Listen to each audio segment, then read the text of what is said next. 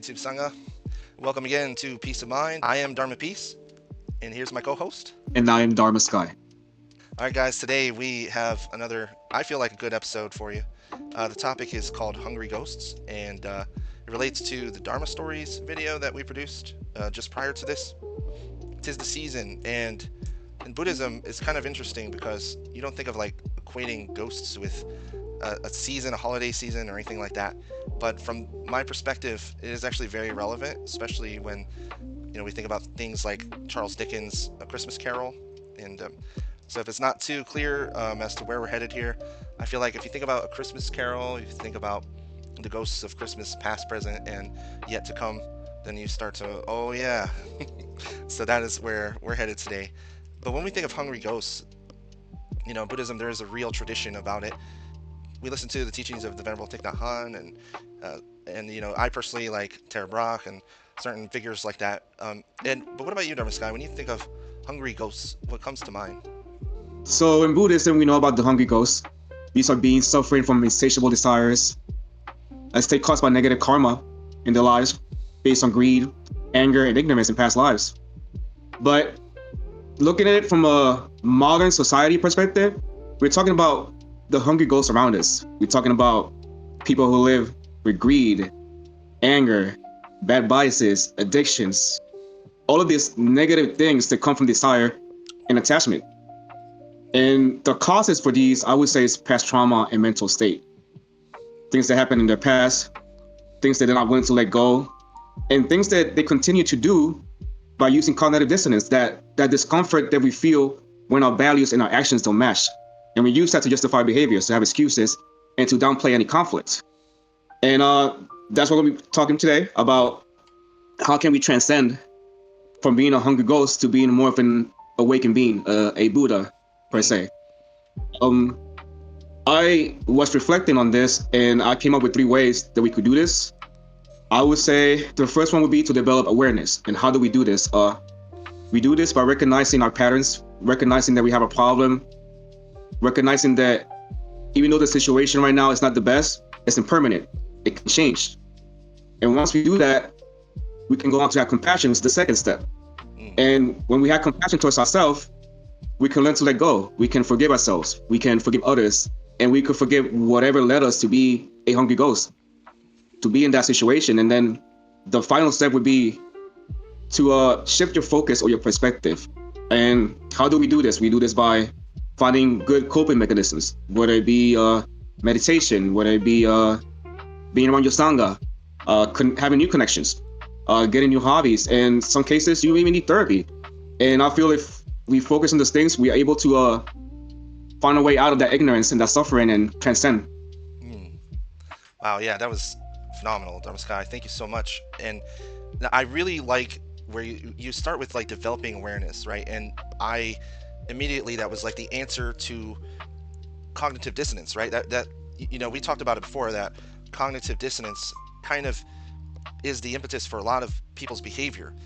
And really quick, I want to just offer a quick explanation of what cognitive dissonance really is, because I feel like people know the term, but maybe are not able to square that issue with how they're handling their lives. But cognitive dissonance is kind of like the situation where you feel justified in what you were doing, basically because, for example, you know that what you're doing might not align with your inner values, with your, like, let's say a lot of people are bandwagoning on doing something like a bad behavior. For example, let's say the classic examples in youth culture would be like vandalism. Let's put it there, because I don't want to talk about like those harder issues at this moment, but essentially, like, let's say like a group of youths are hanging around, and then one has like a spray can and he wants to tag a bank office or whatever, and so he's like spray painting on there and he's putting a tag on it, and that, but that it's wrong, right? You might be a bystander, you might be somebody in the crowd hanging out with them, and then they're like, yeah, put your tag on there, like, what do you got, like, show me what you have, and they want to tag that.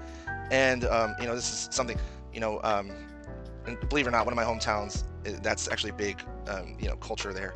But it's like, in your heart that that's not something you want to do, but you make a sort of, I don't know, you make like an excuse to do it. You're like, okay, well, you know what, I know that it's wrong, but I'm gonna do it because I don't care about this bank. I don't care about it's like this is my crew, this is my clique. I'd rather just do what they're doing, and it kind of like And you mentioned culture. Culture is a big one too. yes, A lot of people use absolutely. it's like, well, this is what I do because this is my culture, Hmm. or it could be my religion tells me to do so. Like I'm trying to be peaceful, but my religion says to create division, or it could be a political party, or it could be someone with addiction could be like, well, I drink one bottle a day, but I could have been drinking three, Hmm. or doing this drug or that drug, and whatever reason they find to justify their actions. Absolutely, yeah. So cognitive dissonance really is that. It's like you're justifying your actions, even though you know in your heart, your conscience, whatever you want to call it, that it's wrong. But as you said, developing awareness is how we cut through all that, right? And the immediate sort of ethical judgment there in Buddhism is: does it cause harm? Does it cause? Is it going to cause harm? And by harm, we have a bigger framework for that. It doesn't just mean like hurting someone. It also means, let's say a cop sees me doing this. Am I going to get in trouble? That's harm too. It's harm to yourself, right? And that's so often the case with hungry ghosts, is that they don't realize that everything they're doing is harmful to themselves, and that's what makes you a hungry ghost. It's like what is exactly the issue, is like the ignorance of it, the ignorance of causing harm to oneself and not changing, not getting that course correction. And as you said, therapy is a huge that is one big modern solution to a lot of these problems.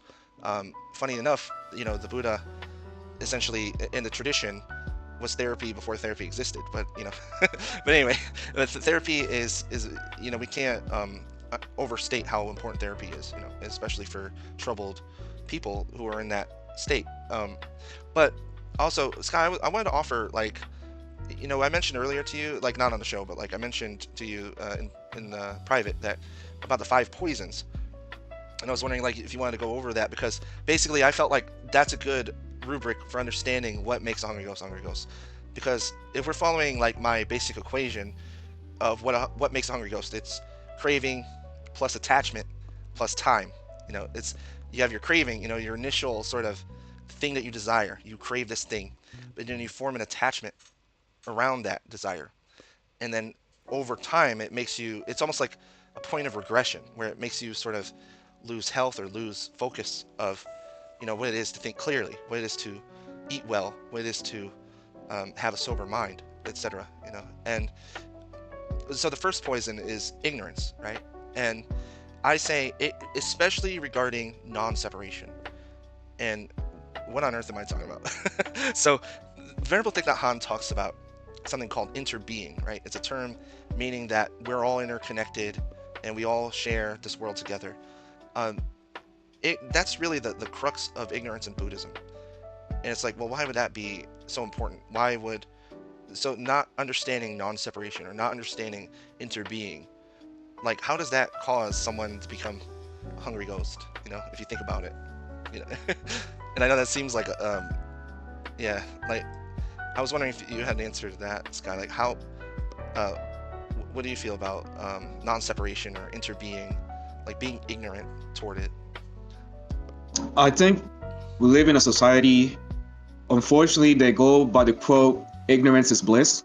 Hmm. You mentioned craving at the beginning, and what we got to realize, where is this craving coming from? It's because something happened to us. But we're so used to being that ignorance by consuming stuff, or having bad habits or addicting, because we want to not be in the now. Hmm. We want to be surrounded by noise. Hmm. So that craving is substituting for something else that we need in our life. And I would say that's peace. So like I mentioned earlier, I think we got to create that awareness to see where this is coming from, so we don't have to create that craving in the first place. Hmm. Yeah, yeah. I agree, and I would also say that there's something else there too, where it's like you were talking about our culture and our society, where essentially what we're being taught even from an early age is that we need to have something, like it's from like commercials or from our peers, that like I need to have that action figure because that toy, like when we were kids, I feel like I don't know how old I am, but like, I might show my age by talking about Ninja Turtles, how that was like the big like toy Unlimited that turtles, yeah, right? yeah. But we had to have all of them. We had to have every Ninja Turtle. We had to have Splinter. We had to have. But I mean, like, and that's fine. It's just kids being kids. But the commercials and the society around it, and I'm just using that small scale understanding of like the craving, and also like seeing it from a perspective of, I want that. I want that. I need that. And it becomes this, it develops this sort of individualistic worldview where you're like, this, if I don't have that, I can't be happy. And that's, so, what the ignorance of non-separation or ignorance of interbeing at that easy, like that fundamental level, to me means that essentially it equates to like selfishness, but also not understanding that other people are a major part, they play a major role in other creatures, in the environment, in society, play a major role in your wellness as much as your illness, right? So it's not just, if we are ignorant and we only think a certain way, we're just going to see everything as a condition towards our suffering, and we're not going to see it as a condition towards our well-being. And that's where I'm trying to get at there, is that the ignorance of non-separation and ignorance of interbeing means that when we just judge everything based on our individual experience, and when we judge everything based on, whether it's in our way as an obstacle for our well-being, then that is where that ignorance causes the suffering, compounds the suffering. Over time, we become that hungry ghost, right? I'm speaking from experience, guys. I'm speaking from experience. We're always looking around and saying, like, this thing is in my way. This is not giving me what I want. And that's not a path to peace, right, Sky? Yeah. And I understand. I've been there before. I've been the hungry ghost before. Like you said, either having my way, or when I was younger, like seeking validation, or wanting to be accepted, and always thinking, well, if I do this, I'll be accepted, or I'll be a better person, or if I get this, I'll be this way or that way, and looking for the external and just kind of chasing that insatiable thirst and hunger that the hungry ghosts have. But once again, at that awareness that it only comes from that peace comes from within, that's when I was able to transcend everything. Absolutely, yeah. And you mentioned seeking validation. What, like, isn't that a tremendous source of suffering for a lot of people? Would you say? Absolutely. Especially nowadays with social media, like we always chasing a like, or look at me and look at me. Like it shouldn't be that way. I think social media, as beautiful as it is, it has created a lot of issues. You've seen a lot more people with mental health issues, more anxiety, depression, and of course, a lot of it's genetics. But a lot of it's societal pressure. A lot of it's like, how do I look and stuff like that, and you just gotta find a way to do better, and then realize that's not the way. Yeah. We, like, in Buddhism, we say like seeking approval or validation is it basically checks all the boxes as far as craving, right? Is a 10 out of 10 of like, this is going to cause suffering.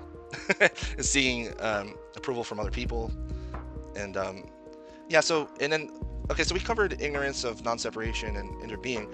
So then the next one is attachment, right? Like attachment. I think we spoke a lot about attachment already, but what is it about attachment that over time that it makes us a hungry ghost? Like it's like, what do we even think about when we talk about attachment in Buddhism? What would you say encapsulates that, Sky? I would say attachment would be holding on to something or someone, and that being the reason that we don't develop what you would say nirvana or enlightenment or wisdom or anything else to help us grow. It keeps us stuck in a place where we live in ignorance. And once we learn to let go, I would say that would be the way to go about it. So attachment is anything that holds you back. Yeah. And it's funny. It's like the Buddha. I always think about the Buddha, how he named his son Rahula, which literally means fetter. Means like the thing that holds you down, like fetter meaning ball and chain, like a prisoner, right? And so his son's name was Rahula, meaning fetter. And that's what I think about when I hear attachment. I think about and you said, Sky, very wisely, that it also involves people, like being attached to other people, not seeing the impermanence of relationships or impermanence of possessions. So next would be aversion, and I summarize that as the pool of hatred, anger, and ill will. If you deal with like troubled youths, right, Sky? So like you probably observe aversion quite a bit in your work life. Would you say so? Yeah, absolutely. I believe all that is caused by desire. I see the children go after each other with anger and fear, but I recognize that it's all suffering. It all comes from somewhere. I just help them to kind of cope and find a way to transform their anger to something more positive. But I do see it every day. Sure. Yeah. And just to clarify, what I mean by like it being like a pool of hatred, anger, ill will, I don't mean that like that's. I'm not saying that people are just angry and there's no, explanation for that. The thing is that like in Buddhism, we all have the capacity to be angry, the capacity to have ill will, and to feel hatred. We have that, but the difference is that like a hungry ghost consumed by aversion is seeing the world in a certain way over habitual amounts of time, where they're just constantly exposing themselves to that mental state. And that's kind of what I'm trying to get at there, is that like these kids, these young people just don't have the tools and don't have the resources to deal with that. And of course I have compassion for them. I was there before too, like I wouldn't say, I don't know, it's interesting how circumstances also play a role in putting people in institutions and stuff. That's definitely a case study for later. But I wouldn't say that these youths are like hungry ghosts. I would probably say many of them probably aren't. I don't know if I would categorize them in that category, But there are hungry ghosts who feel aversion all the time. And Scotty, what I wanted to say about this is that aversion is like, it's like it comes from the same. It's cognate with the word to avert. Like you avert your eyes from something. You want to turn away from something. You don't like it, so you don't want to associate with it. So what do? You either get angry with it, or you. So I say you either you try to push away, or you dominate. Those are the things that you want to do. If you're thinking with aversion, it's something that you see as completely other. It is something that, and even when somebody says like I am angry with myself, it's almost like now you're turning the subject into an object, where they're saying that like myself, I'm pulling this thing out and I'm saying I am angry at it, or I'm looking in the mirror and I'm angry at that, and that was like a major breakthrough for me, where I was like, oh my gosh, aversion is the source of anger, hatred, ill will. It's not like anger in and of itself is not aversion. It kind of like belongs in the subcategory of it. It's like aversion is kind of like the larger category of what those things are, and it's just another form of. Saying with aversion is you don't.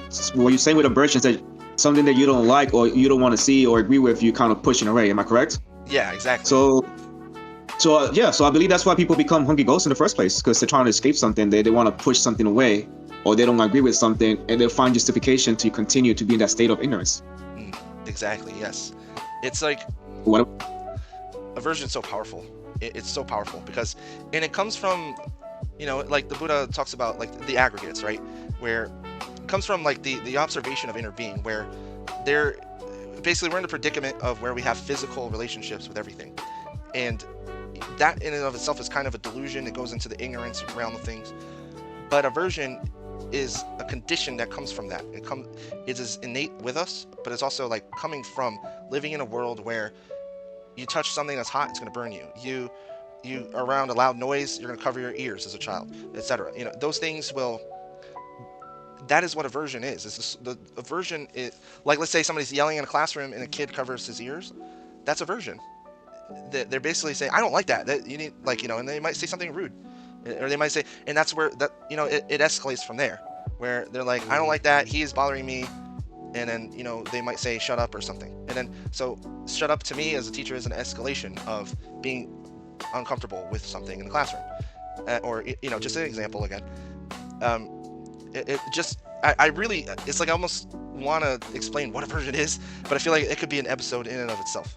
But again, over time, it creates a hungry ghost, right? Because everything is it's like you're suffering because everything, like your environment and your surroundings and relationships, all are sources of suffering because of our attachments and delusion, and the way that we want to either push it away or dominate over it, And so the next one is pride, right? Pride being conceit, being so there's a difference in taking pride in what you do, of course, obviously, and then there's like the conceits of pride, where you're like, well, I'm better than others, and it's interesting how somebody might not see it right away, that as hungry ghosts are understood to be like pitiful in a way, right? And somebody that is proud can be a hungry ghost? How does that even make sense? Yeah. What's the hungry ghost? Somebody who has insatiable desire or something. When someone's extremely proud, what is he chasing? Validation. Look how great I am. Look how good I am. Instead of being, like you said earlier, proud of yourself for the things you do, that's different. That's loving kindness. That's self-compassion. I love myself. I'm happy for what I do without having to prove it to nobody. While the arrogant person needs to prove constantly, chasing that look at me, that validation. So yeah, so absolutely someone who's proud can become a hungry ghost. Yes, exactly. And if we look at anyone who is proud closely, and not in a judgmental way, but if you examine them closely, they're constantly on edge, right? Because they're always evaluating themselves against others. And you'll notice that a lot of time is wasted. They're not relaxed. They're not, they just can't rest. They can't, and I say I should talk about, let's say, my past self when I was proud. Like especially when I was in the military and I had to keep on, put on airs and keep up this appearance. Yeah, so pride, that's another. And finally, we're down to envy and jealousy. Just, to me, it's just it's a trapdoor into becoming a hungry ghost. Would you agree with that, Sky? Absolutely. Envy and jealousy, those are negative things you don't want to feel. Of course, we have felt that in the past. I'm sure I have once or twice in my lifetime. But what I would do is just kind of change my focus and seeing those people instead of with envy, with admiration, and recognizing my own worth and my own being prideful, but in a good way, having love for myself. Like, okay, I love myself so much that I don't gotta worry about the next person or that person. But what that person is doing is pretty cool, so I admire that. Let me follow suit and see what he's doing so I could do better. It's kind of changing your mind a little bit. Absolutely, yeah. Like, that's exactly the solution, right? To envy is, in Buddhism we say mudita, the sympathetic joy or the appreciation that what somebody else is doing. And yeah, so again, you're just showing that effortless practice, guy. Like, but like, again, it's like when somebody's envious, it's like I want to free them of that, and it's like immediately obvious that when it happens, in my view, it's like instead of wasting time thinking about what other people are doing, just be like glad and feel the joy for them, and then go to your place in your center and accomplish things. Don't worry about like what other people are accomplishing. It's like we're getting it done. Some people, yes, some people have an edge. Some people are, let's just say, born wealthy. They just have tremendous luck as far as where they are in life. It's not like I'm blind to that. I mean, come on. But the thing is, it's a waste of time thinking about what other people are doing. Like, it just isn't. You're not going to accomplish anything. So it's a very unwholesome mind state. And one thing I want to say is that hungry ghosts. I know a few hungry ghosts in my life, and that are affected by envy. They are, and one tell of it, and maybe they don't know. We were talking about cognitive dissonance earlier. Cognitive dissonance prevents you from recognizing how it is affecting you, right? And one tell that someone is struggling with envy is that they kind of hide. They're hiding, meaning like they can't smile, they can't participate with others. Because they're just too wrapped up in this sort of feeling that they're not good enough to be around, but at the same time feeling like they deserve to be there, and it's like, well, yeah, it's like, well, yeah, so it's a very conflicting emotion. It's wrapped up, it is completely defined by cognitive dissonance, as you said, Sky. It is absolutely that, because it's like, well, these people have something that I want. They're experiencing life in a way that I want to, but I can't have that. I deserve it, but I don't have it, and that's wrong. It's an injustice. So, and it's kind of like an outlook on society as well, where, that's why you wind up in hiding. If you're suffering from envy, you basically feel ashamed as well, right? But again, it's like the practice of letting go is so huge here. It's like, just let go of all that stuff, man. Like, don't worry about people not seeing you the way you want to be seen.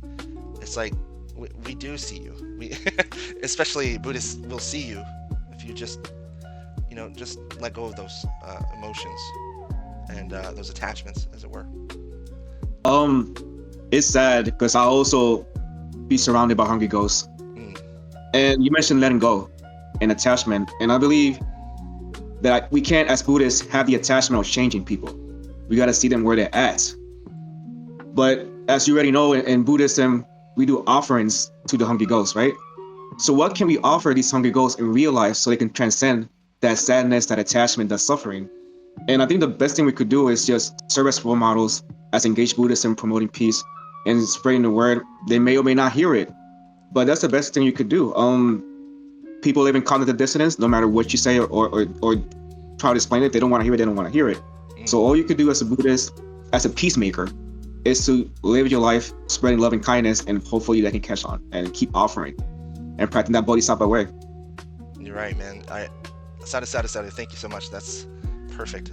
And the only way I can add to that is basically it's the season, man. It's Christmas right now, and it's Christmas season. Like, I wanted to talk about Christmas Carol, and it's something that's been eating at me. I want to get out to everyone, and basically Charles Dickens wrote this beautiful piece of literature in 1843, and anybody that's in my family, including my wife, knows that. Sorry. If we're talking Muppets, I don't want to hear it, bro. No. Talking Muppets. Muppets. Well, yeah, that's the thing. Is like everybody in my family, I have, they know that I want them to watch it, and I also in different versions too. And so when we talk about the Christmas Carol, there are hungry ghosts there, and I feel like people don't know this, and it's like, so we all know that there are ghosts of the Christmas past, present, and yet to come, right? Which they have different. They represent something different.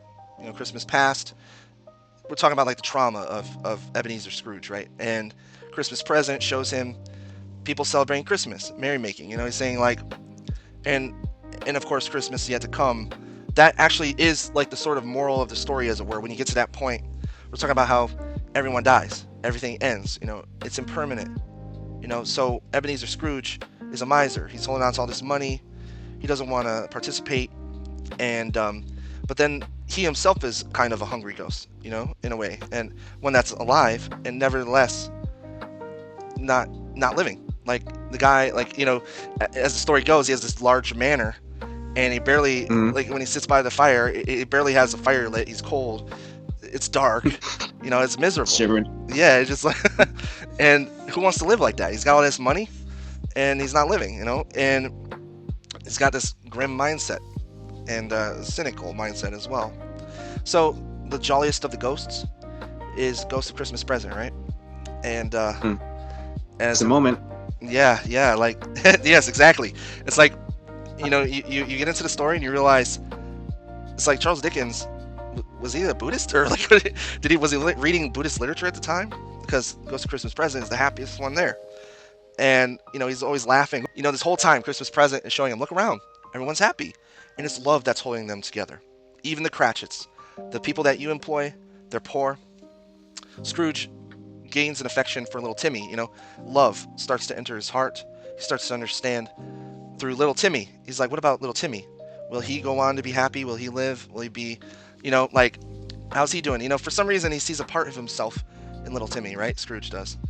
And, you know, the Ghost of Christmas Present's like, you're missing out on all of this, man. And it's because you're just miserable.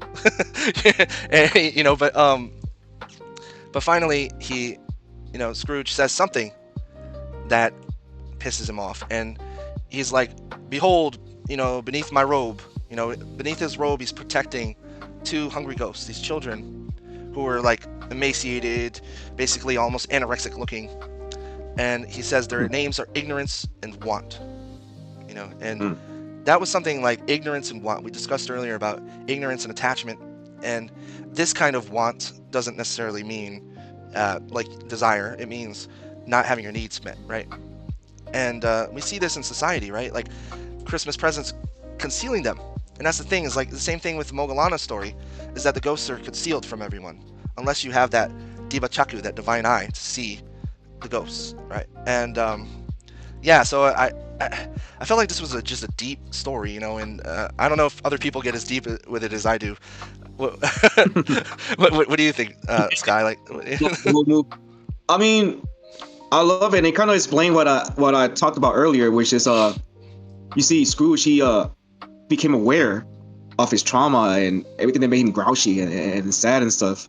And then he developed compassion with Timmy, and then he transcended and he changed his perspective to see things differently. So it kind of explained everything that I explained earlier. So I love it. I can Yeah. see why you think it's a Buddhist movie. Really, yeah, and that, yeah, you said it right there. It's like it's a Buddhist movie, even though it's completely Christian and Christmas oriented, right? Yeah, Mm-hmm. but Charles Dickens was a very like he was a political economy critique commentator.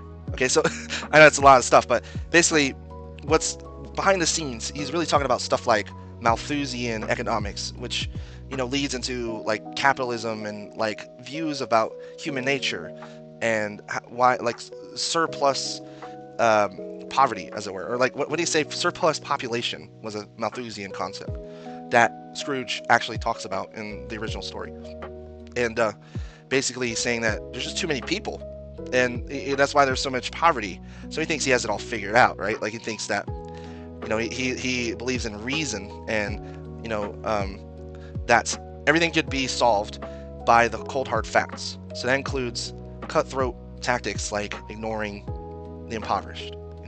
Clearly this relates to us as engaged Buddhists, right?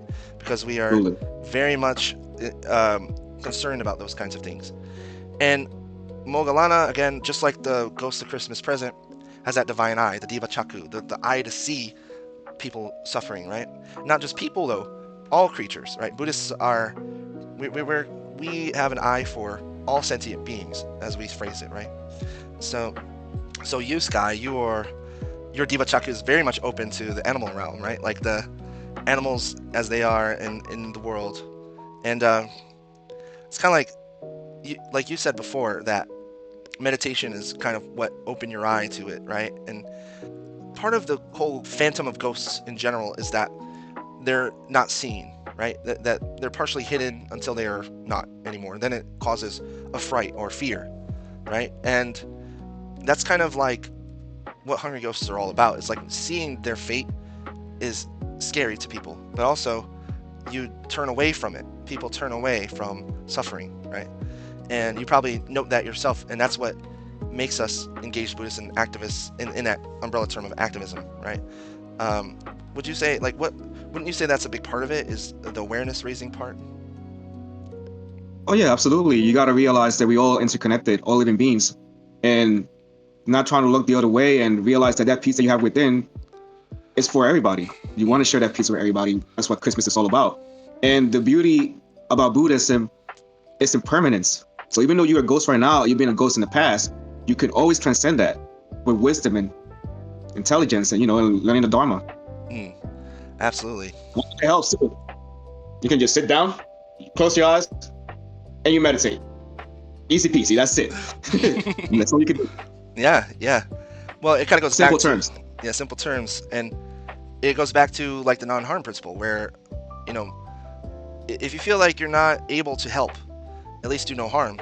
And how we do that is by meditating, right? And in Buddhism, the concept of merit is not just working. It's not just giving gifts or donations. And also merit is gained also through meditation, right? And through chanting and having that, cultivating that sense of metta, loving kindness in your heart, right? And that's actually merit there too.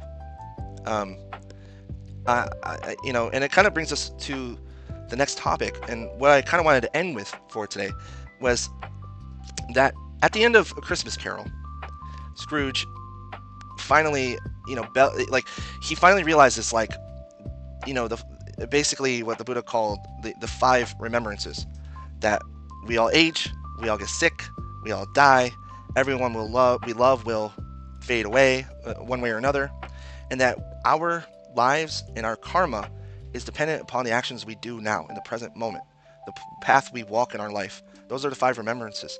And he finally learns that at the end of Christmas Carol, right? And so he's finally bellowing out in the streets, talking to the kid on the street, he's like, son, what day is it? He says, it's Christmas.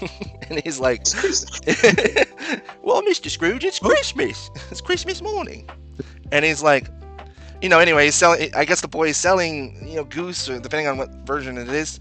And he's like, "How much is that goose?" And it's like, 2 pennies, 2 shillings, or something like that. He's like, "How about 4? And add another one for your family." And he's finally. Voices. So Loving the voices. yeah, and Scrooge finally has this zest for life. Every moment that we spend in a negative mind state is time wasted, right? It's kind of like, that's kind of where I'm trying to get at. But like, what's a way of saying that? Like, what's a way of making that more clear? That's kind of what I want to know. You just sit down and meditate, and everything will come to you. Yeah. Honestly, wisdom that you need, all the awareness that you need will come. But and yeah, that's how everything goes. Like, once you develop that awareness, it's easier to find that compassion within yourself and transcend and not be a hungry ghost anymore. I mean, that's what the holidays is all about. It's about giving. That we talk about giving offerings to the ghosts in Buddhist tradition. So what can we do for the hungry ghosts in our societies? We offer them peace. We offer them words of affirmation. We offer them engaged Buddhism, and hopefully that will share a light so they can find their way. Yeah, that's huge, man. Just a gift of words of affirmation. That's something anybody could do, right? And let's curb our expectations and just give with an open heart and without expectations. Like, yeah. So that kind of brings me to the final thing again, which is having that zest for life, right? Like that Scrooge had at the end of Christmas Carol and all the versions. He finally wakes up to, I'm alive, I'm happy, what a miracle this is. And that's Buddhism 101 right there. It's like, what a miracle it is to be alive, present moment. Man, how have I wasted all my time dwelling on things that shouldn't matter. And if I'm unhappy, it's okay, it's just impermanence. This too will pass, right? So, like, Sky, what is something for you that gives you a zest for life, that makes you feel this gratitude to be alive? Meditation. Done. No, just being grateful for life. I have a beautiful life. I have people who love me. I got my animals. I got my health. I had this opportunity with you to do this show, spreading peace. So I think the way people can transcend, again, like I always say, is kind of shift your focus, your perspective, and look in the beauty of the world, and be blessed with the things that you have, and just see things differently. Yeah, man. And always be grateful when you have family and friends around, like, to share life with. So, like, that's how I feel right now, Sky, is I'm always endlessly grateful for your presence, and that goes for everybody in the Sangha. You viewers out there too, anyone who comments, anyone who participates in this interesting, thrilling, sometimes scary, sometimes stressful, but often lovely and gracious life that we share together. And like, all I want to say is Merry Christmas to everybody out there, even though I'm not Christian. Christmas. Happy Hanukkah, happy holidays. Yeah. Also, I want to, last episode we plugged this book, and I kind of wanted to just do that again. Guys, Our Crisis of Priorities is out. It's the ethical dissonance of modern society through Engaged Buddhist Lens. So that's the subtitle. If you're interested in Buddhist philosophy and ethics and Engaged Buddhism, find the link in the description. I really appreciate anyone who's interested in this and wants to read it. I appreciate you. I'm very, very happy that one of our viewers actually said, I bought the book, and I'm very flattered. Sky, you told me to plug the book, so here we are. Got to. Yeah, man. So yeah, there is a message. Peace is found within, not without, right? Like, you guys. Wisdom and science. Exactly. So, guys, thank you again. If you made it this far, sadhu to you. I'm Dharma Peace. Sky, remember to like and subscribe. Oh yeah, guys. See you next time.